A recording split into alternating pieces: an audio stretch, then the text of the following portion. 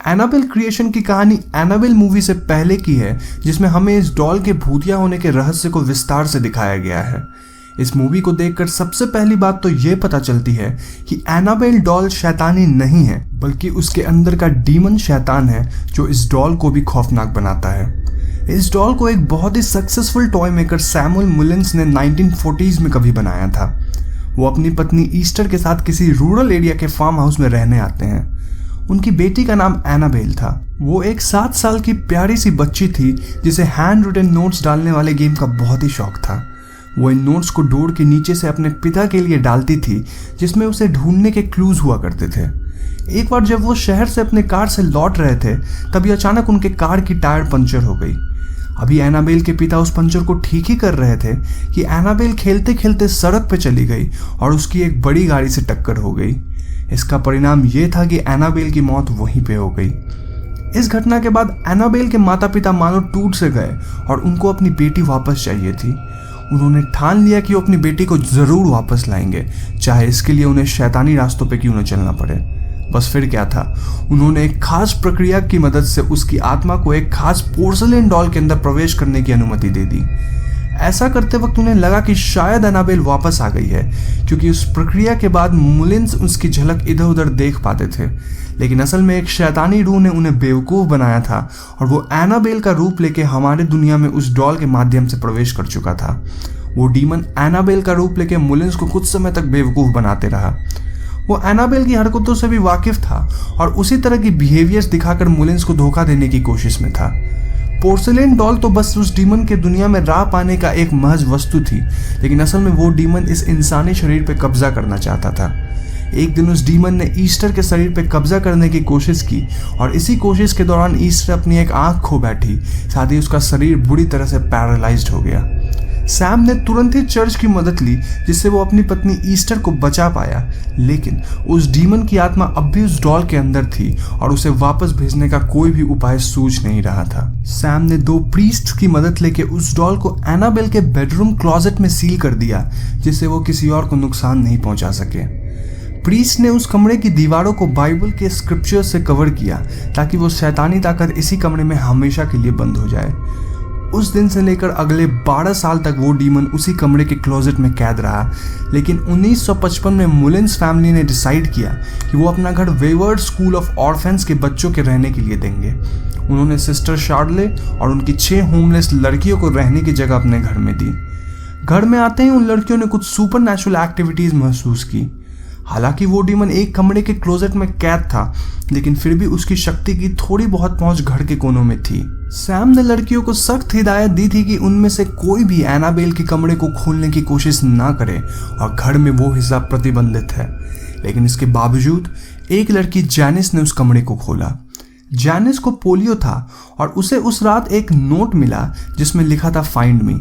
इसके बाद जैनिस को और भी नोट्स मिले, जिनके जरिए वो उस कमरे तक पहुंचकर उसे खोल दिया। साथ ही उसने उसी कमरे के डॉल हाउस में से उस क्लोजेट की चाबी को खोजकर उसे भी अनलॉक कर दिया। अनजाने में जैनिस ने उस डीमन को 12 साल बाद एक बार फिर से आज़ाद कर दिया था।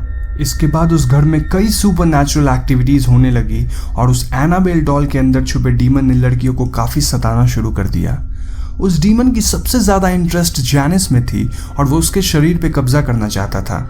मूवी में एक सीन है जहां वो डीमन एनाबेल के रूप में विंडो की ओर अपनी शक्ल करके खड़ी होती है और जैनिस बहुत ही मासूमियत से उससे पूछती है कि आखिर उसे क्या चाहिए।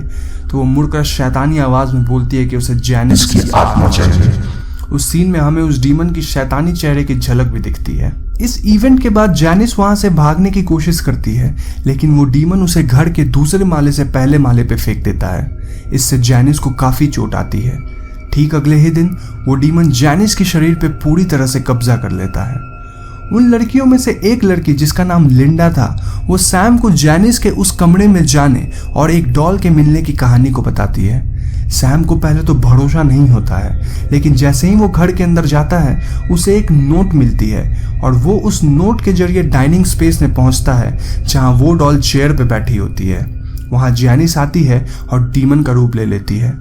सैम उनके सामने क्रॉस दिखाता है, लेकिन वो डीमन सैम की उंगलियों को सुपर नेचुरली तोड़ देता है और उसे मौत के घाट उतार देता है। इसके बाद वो डीमन पैरालाइज ईस्टर को भी जान से मार देता है और बाकी लड़कियों सहित शार्ले पे भी हमला करता है। शार्ले उन लड़कियों को घर से दूर ले जाने की कोशिश करती है लेकिन कामयाब नहीं हो पाती है। जैनिस का अगला शिकार उसकी बेस्ट फ्रेंड लिंडा थी।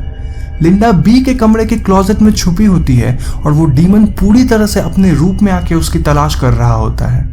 जब वो कमरे में जाती है तो किसी तरह शार्ले और लिंडा मिलके वापस जैनिस को और उस डॉल को उस क्लोजेट में बंद कर देती है। उसके बाद शार्ले सभी लड़कियों को लेकर उस घर से भाग जाती है। अगले दिन पुलिस उस घर की तहकीकात करने आती है और उन्हें बी के कमरे में बस वो डॉल मिलती है। उन्हें क्लोजेट में एक बड़ा सा छेद दिखता है जिससे निकलकर जैनिस अब हमारी दुनिया में आ चुकी थी।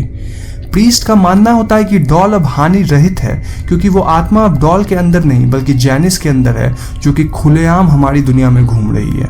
इसके बाद हमें देखने को मिलता है कि जैनिस एनाबेल के नाम से एक ऑर्फनेज में पाई जाती है जहां उसे पीट और शैरन हिगिंस अडॉप्ट करते हैं। इस घटना के ठीक 12 साल बाद 1967 में हमें देखने मिलता है कि एनाबेल बड़ी हो चुकी है और एक शैतानी कल्ट को अपने बॉयफ्रेंड के साथ मिलकर चलाती है। एक रात वो अपने बॉयफ्रेंड के साथ अपने अडॉप्ट करने वाले माता पिता का ही कत्ल कर देती है और भागकर पड़ोस के घर में घुस जाती है। इस घर में मिया और जॉन रह रहे होते हैं और मिया प्रेग्नेंट होती है। जैनिस और उसके बॉयफ्रेंड के हमले से मिया बिल्कुल घबरा जाती है लेकिन आसपास में हो रहे आवाज़ों से मिया ने पहले ही पुलिस को बुला लिया होता है। पुलिस एन मौके पे आके जैनिस के बॉयफ्रेंड को मार गिराती है और जैनिस अपने गर्दन को खुद काट लेती है।